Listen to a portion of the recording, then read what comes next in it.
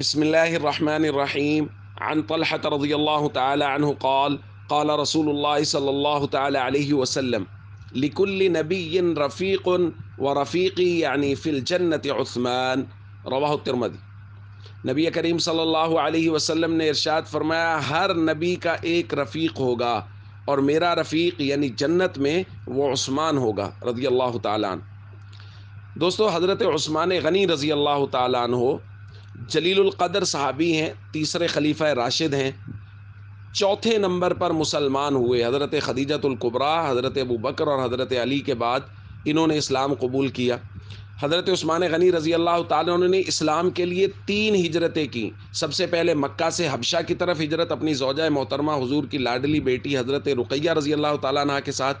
پھر حبشہ میں یہ افواہ اڑ گئی کہ اہل مکہ مسلمان ہو گئے ہیں تو یہ واپس آئے، یہاں کے معلوم ہوا کہ حالات تو ویسے کے ویسے ہیں، تو پھر دوبارہ حبشہ کی طرف ہجرت کی، پھر حبشہ سے مدینہ منورہ کی طرف ہجرت کی۔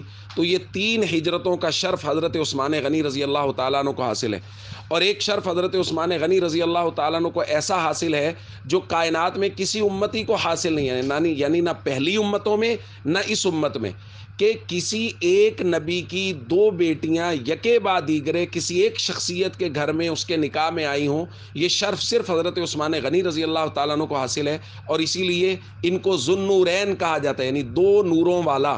اور نور سے مراد اللہ کے نبی صلی اللہ علیہ وسلم کی وہ 2 نور نظر بیٹیاں حضرت رقیہ اور حضرت ام کلثوم، جو یکے بعد دیگرے حضرت عثمان غنی رضی اللہ تعالیٰ عنہ کے نکاح میں آئیں۔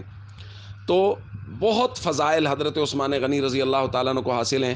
ہمیں ہمیشہ صحابہ کرام سے، اہل بیت سے یکساں محبت رکھنی چاہیے۔ السلام علیکم ورحمۃ اللہ وبرکاتہ۔